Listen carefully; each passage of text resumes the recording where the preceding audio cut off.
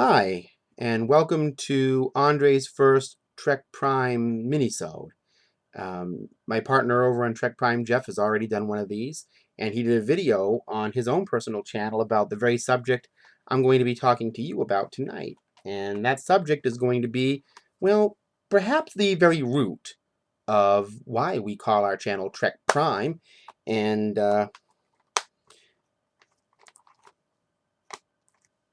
that would be Star Trek Discovery, the first Star Trek series to be aired on CBS All Access as a streaming-only Star Trek series. This did not originally air on TV, save for part one of the pilot, which,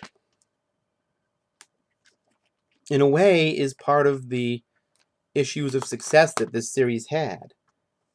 That it just was not able to really get people into it because Star Trek has always been on TV for free and represented that freedom of media. And now we essentially have to buy a whole streaming network to get it. And that created its own controversy.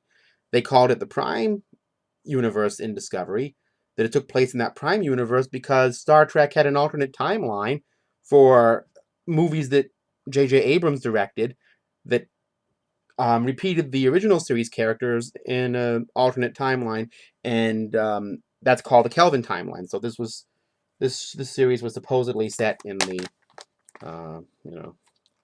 the Prime one of TOS and TNG and Voyager and DS9. Well, so this takes place 10 years before the original Star Trek, and the hero ship, as illustrated by the beautiful people at Eagle Moss, I recently ordered this, looks like this. 10 years before TOS, folks. The series takes place and starts in 2256, 3 years after the events of the Cage, and you all know what that looked like. And so, okay, this resembles something you might have seen as a design for all you Star Trek historians for the series Star Trek Phase 2, but it just fits weird into that time frame design-wise, and the whole series kind of does. This ship has technology on it that doesn't quite look right for the Prime universe and resembles JJ's film more. It makes sense because it's done partially by Alex Kurtzman, who worked on the Kelvin Timeline films. But, I mean, as a starship, I really like it now as kind of an aesthetic creation, and especially for what it is, because this is not your typical starship. And I guess it's hard to talk about Star Trek Discovery without discussing its first season. This is, along with Enterprise's, not my consistently favorite first season of Star Trek. I have to go revisit this because I saw it once, and when Star Trek first came back with Discovery in September 2017, I knew I wouldn't be able to see it initially, but I was hoping because I didn't want to pay for another streaming service, but when I first thought about it, it was 12 years since there'd been a Star Trek series airing, 11 years, I should say. 12 years, I'm sorry. And I thought, oh, it'll be great to see a starship out there. This giant, long, bird-like Star Trek Discovery. This giant ship going out and exploring new worlds and civilizations and boldly going where, no one had ever gone before. And when I finally saw this, this is not about any of those things. This is a story about a war that's taking place between the Federation and the Klingons caused by this lead character. And her name is Michael Burnham, played by the actress Sonequa Martin Green. And Michael Burnham was a human being who was raised on Vulcan. We find that out in the beginning. And she's on a whole other ship called the Shenzhou. And, they find a Klingon probe. They haven't seen the Klingons in 100 years. And through a series of poorly thought out events on Burnham's part, she ends up becoming Starfleet's first mutineer. And in the end of the second episode, ends up going to jail. We don't even see the Starship Discovery at all until the third episode of the first season, in which she ends up being taken onto this brand new science vessel. And that ship you just saw in the Eagle Moss model is in fact a science vessel. As is stated in the third episode, it's capable of 300 scientific missions, a Starfleet record, according to a character I'll get into a little bit later. And Michael Burnham has been severely demoted, and we're not focusing on the captain, who's a very sleazy character named Captain Lorca, who's interested in using this science vessel to fight a war because it has this very unusual propulsion system. And the propulsion system is something called Spore Drive. And Spore Drive is just this um, system that's designed to allow Discovery to, well, if you see it done on screen, it kind of rolls over like it's spinning out of control and drops down into any part of the universe, because the Spore Drive system is actually it's kind of a biogenic propulsion system. It interacts with the human host and allows it to travel along something called the mycelial plane, which is very hard for me as a lay person to explain. You should watch the series, and if you can follow the logic, it's actually biologically based, and it has to have a host. So it's a very unusual fuel system, and the idea is Lorca thinks that they can drop anywhere they want and fight Klingons or whatever. So the first season's about a war. It focuses on characters going through trauma, lack of trust of Burnham being a mutineer. A lot of the characters seemed adversarial and didn't like each other. This Discovery wasn't discovering anything except how to use the Spore Drive, and then it ended up in the mirror universe, where we had to see this racist Terran Empire before we're supposed to, of course, and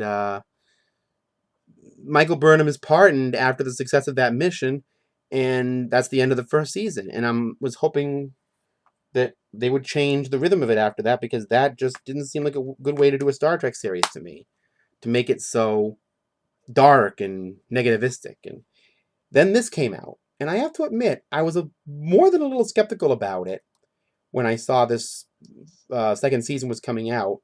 I had heard about from a friend of mine who actually lives in another country and can see this on Netflix. I heard a lot about Anson Mount being added as Captain Pike. Now, we saw the Enterprise show up at the very end of the first season, the very last episode of the first season.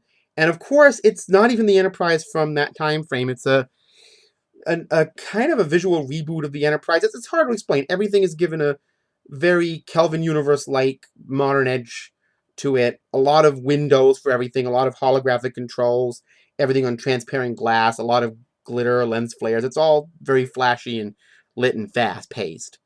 But this second season on its own is a whole other animal. So I'm going to go into this season and the character arcs that develop into this season on this video. The first season focused on redemption, specifically of the Michael Burnham character, from mutineer to hero of the Klingon War. The second season is actually beginning with Captain Pike coming on board and everybody learning to trust him and him learning to trust everybody else. Because the Klingon War was fought with the Discovery on the front line, and the Enterprise stayed out the war. They weren't really involved. So, there's mixed feelings about that. And all the characters have to face that in some kind of way. So, season 2 ends up being a very character-driven Star Trek. And that makes it very exciting and significant, because we get to see Michael Burnham as a character who is only there to be redeemed in the first season, and it's all about her redemption, to being a character who has thoughts and feelings for the crew. One of the crew members on Discovery is a member of a species we've never seen before called the Kelpians. His name is Saru, and he's from a planet with 2 sentient life forms who are advanced, and one of them is actually a predator species, and the Kelpians are that predator species. So he's very fearful. He thinks there's a natural time for him to die and be preyed on, which he finds out in Discovery is not actually the case, and is a myth perpetuated by the protagonist species on their planet, and the Baul. And the fact of the matter is that Saru actually changes his whole character in the course of the second season. And Michael Burnham is a very strong friend to him, similar to the Kirk Spock dynamic in TOS.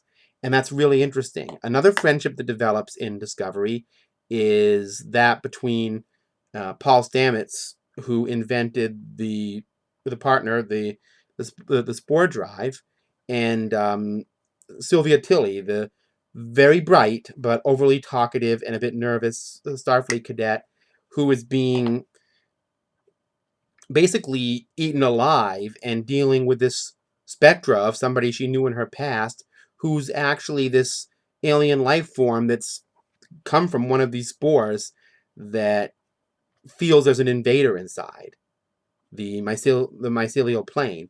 And of course, what's happened with that is that um, Dr. Culber, who's actually Paul Stamets's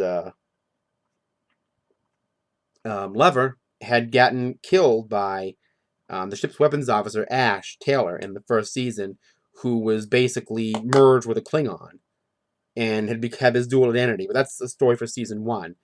And so he was brought back through the mycelial plane and through its ability to recycle life. And he came back into the show. So we had the first two gay characters in a Star Trek series. They admit they were gay, separated in the first season by the death of one of them, and then brought back together. Again, facing issues of PTSD, of having been regrown, reborn, and having to readjust to who they were. So, again, you have friendships developing, friendships redeveloping, and this very complex overriding plot line in this story about something called the Red Angel. And it keeps appearing over and over again in the story to do a number of different things, changing the history of planets, changing the history of worlds. And another thing that's interesting about the second season is it gets back to a trope in Star Trek that is probably the reason that I keep going back to the older series, TOS, TNG in particular, and Voyager, less so Deep Space Nine, over and over again. Is that, all these new worlds, all these new planets they go to, they contain a lesson. They contain a morality play. They ask a question, sometimes resolve something. And the second season of Discovery actually does get to that. Discovery, they even admitted in this show, the ship returns to its original mission. It's no longer a warship testing out this propulsion system. It's actually on a scientific mission to discover these 7 signals that are linked to this giant sphere of information that downloads all of this key information into the Discovery, and that's linked with this Red Angel. And it's a complex story. There's a lot going on in it. I don't even know how to tell you about it, but in the end, we learn a number of things about the characters and their situations too. Um, Another key theme that I really enjoy of this is that it kind of, brings Michael Burnham into a place where she realizes that she is presented as Spock's sister, and she has to find him because he is in a mental hospital. He's been accused of murder, and he's not guilty, of course, but through him, she has to realize her balance between emotion and logic because she lived 11 years as a human before her parents were attacked by Klingons who were interested in the idea of time travel. Uh, that she has trouble balancing logic and emotion. And that explains, of course, why she acted the way she did in the first season and why she had to be redeemed. And Spock thinks she abandoned her. Again, it's a really overarching, complex plot line. And but it basically deals with Michael Burnham having to not just redeem herself, but establish friendships and a love relationship with her brother and establish herself as a person who cares about her crew in a deeper way than even they thought. And we get to see that a lot more. So that whole idea that the Vulcans talk about, the needs of the many outweighing the needs of the few or the one, is a key theme explored in this season. Um, I suppose it's hard to talk about this without mentioning a part of Star Trek I didn't like when it was first presented in Deep Space Nine, and I still don't like now. And that's Section 31. I totally agree with Jeff on this, that anything Section 31 has done could have just been presented as Starfleet security. There's really no need for Section 31. it was just an exotic Secret Service sounding name. I really think they were trying to get some X-Files type money at the time, and it just became popular among a very apparently small section of the fandom who were interested in covert operations or things like that. But in this series of Star Trek, at least in this season of it, Section 31 are not covert. They are actually a adjunct of the Federation. They have their own fleet of starships. They're very active. They're very out in the open. And they're not really that good. They are doing questionable things, and they operate under this even more problematic um, device called Control, which apparently has pull over the different mission plans of starships and such like that. And it's an adjunct of Section 31 and somehow somewhat of Starfleet too. But Control has started to develop something of a sentience, kind of like the Nomad probe in TOS or V'ger in the first Star Trek movie did, and is seeking to become a life form, and has developed a series of these nanites that are creating replicants of people. And it sort of goes into this message about AI affecting people in a way that isn't necessarily positive. Jeff thinks that they're trying to present it as the origin story for the Borg. It's a little awkward, but the Starfleet has always had an awkward relationship with AI over the years, and I think in the fact that Pike doesn't like the holograms and all this new technology Discovery is using, and the idea of what's happening with Control. I think it's another Star Trek metaphor for the fact that we live with a lot of different generations in America right now, and some embrace technology, others are very afraid of it. So I think it reflects that in a way. But at the end of the day, Section 31 are just basically a terrorist organization to me. The mirror universe of Captain Giorgio, who was, of course, Michael Burnham's first captain, is a real disconnected sadist, and the character gives me the creeps, to be honest, and I'm not really that fond of her presence in here. I think she's supposed to be kind of a over-the-top villain you're supposed to kind of laugh at in a way, but I just find her creepy, to be honest. And she ends up um, working at Section 31, and along with the former weapons officer of Discovery, Ash Taylor. And in the end, of course, Discovery, due to this complex plot line about the Red Angel and Michael Burnham's parentage, has and Control and what's happening with Control have to go 1,000 years into the future in order to keep the infestation from making Control sentient and destroying all life in the galaxy. Because the time travel element, which was present in Voyager, really a key part of Enterprise, is presented here in a very strange way. So again, I recommend seeing it just for that fact, however you see it. And that brings me to another idea. Star Trek Discovery is also somewhat dark in the same way that Deep Space Nine was somewhat dark. It focuses heavily on conflict. It focuses heavily on characters going through painful situations. There are some scenes where the characters are suffering radiation burns or illness, similar to the first season, and they kind of linger on that pain a little bit. And that, that's not what I go to Star Trek for. It's actually much closer to psychological horror in a way, the way it's presented. But that's what they do with it. Uh, and just personally, I always feel that Star Trek should more thoroughly depict a positive vision of the future. I know because of the type of world we live in, the idea that Gene Roddenberry had for TNG of no conflict among the human characters was, as you've probably seen in the documentary Chaos on the Bridge, was considered by some people to be wacky doodle.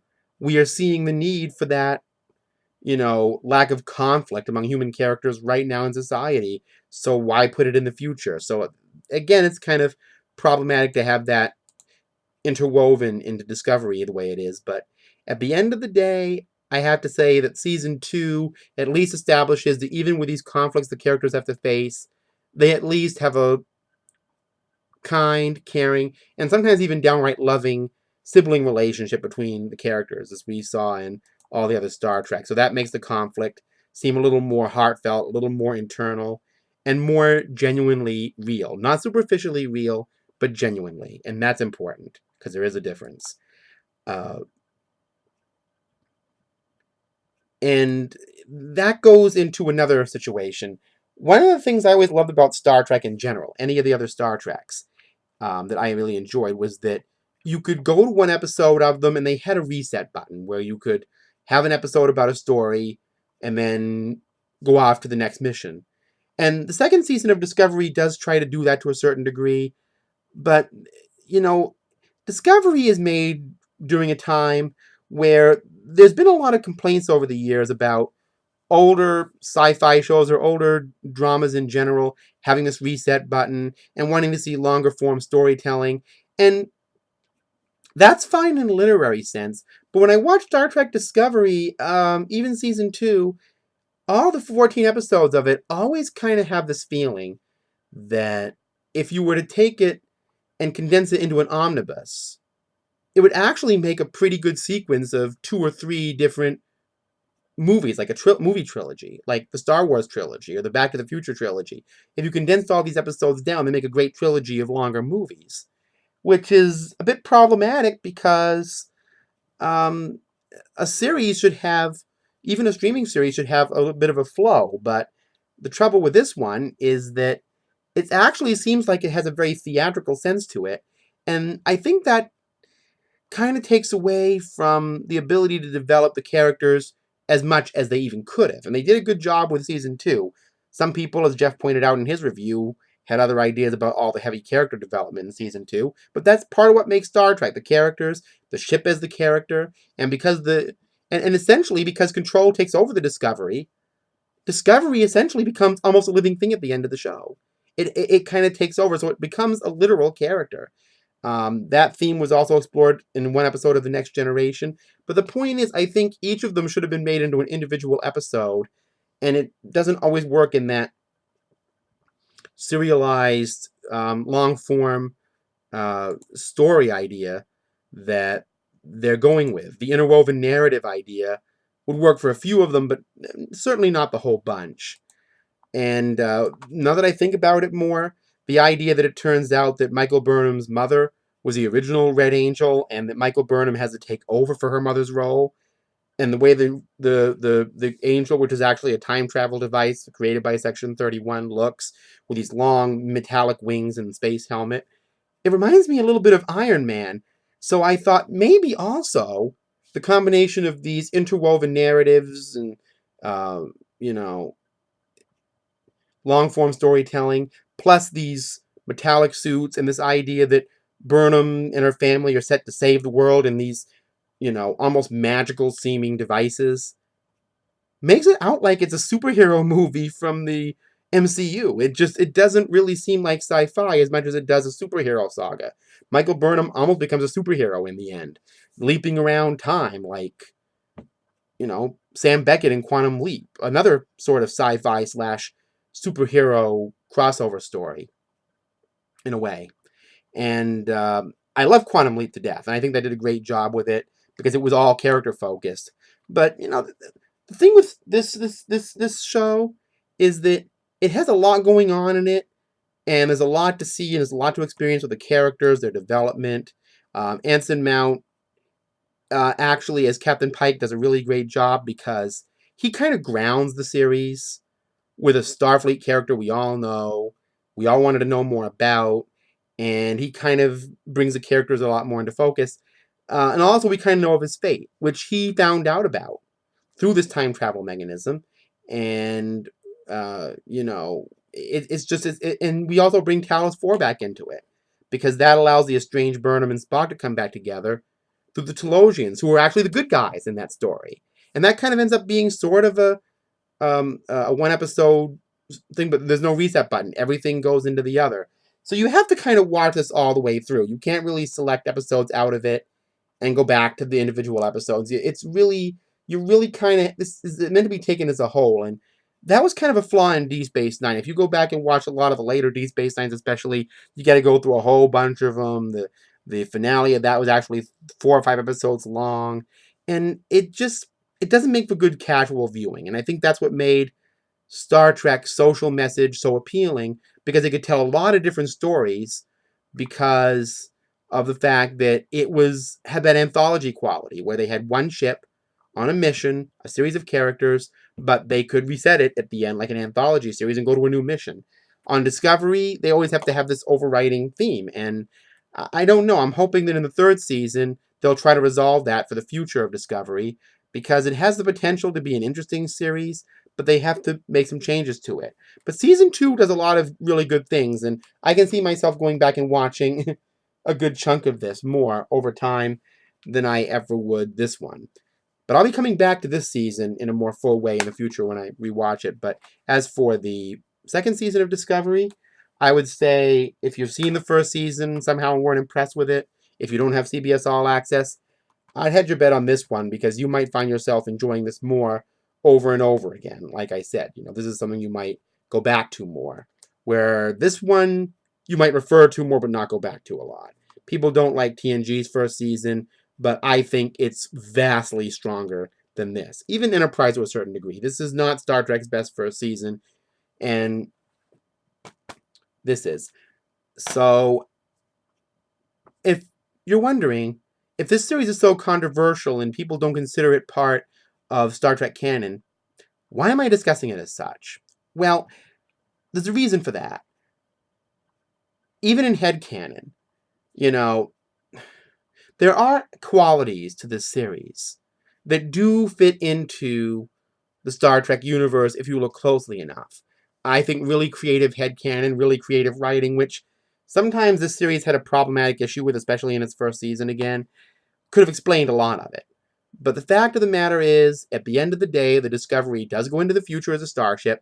Knowledge of the ship and its crew are basically wiped clean. Section 31 is going to be overhauled, which would explain why in Deep Space Nine they're not as interactive with the rest of Starfleet.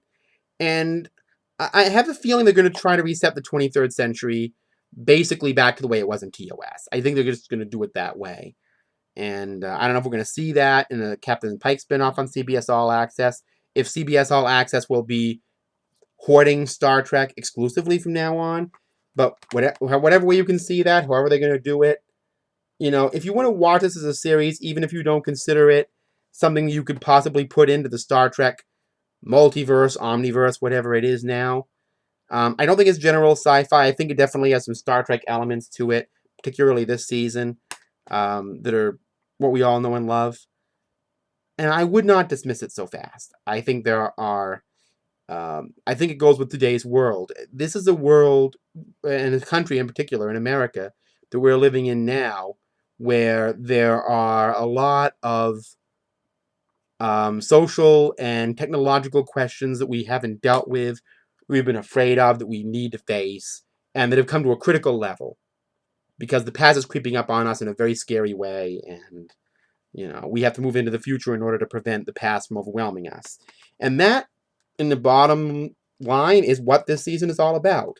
It's about moving into the future to keep the past from overwhelming you, yet having to strike a middle ground. So I think this covers today's world very well. And I know I did a really difficult job explaining what specifically went on this season, but there's a lot going on. And it's not like other Star Treks where the stories are very clearly defined. The stories are ambiguous and complicated and difficult, and you have to go back and watch them over and over again to get the cinematic overlapping story arcs and character situations. It's a lot to absorb, so again, I recommend you look at it. You can see it as Star Trek if you want. You can see it as an alternate timeline, but if you want to watch the season 2 of Star Trek, I think it's more accessibly Star Trek than the first season of Discovery was. I don't really intend to talk about this in any depth in any future podcast I'm going to be doing. In fact, I don't really see how I can. It still doesn't quite fit securely into the rest of the Star Trek continuity, events, the look of everything. And until that happens, it's just going to be awkward and a source of contention. So at the end of the day, Star Trek Discovery is a worthwhile proposition if you want to see a very unique Star Trek spin-off that's essentially a spin-off of the Prime universe, though existing in it somehow. Just this, I don't know how they're going to resolve that issue, but if you want to see this series, it's not unwatchable. So until next time, live long and prosper.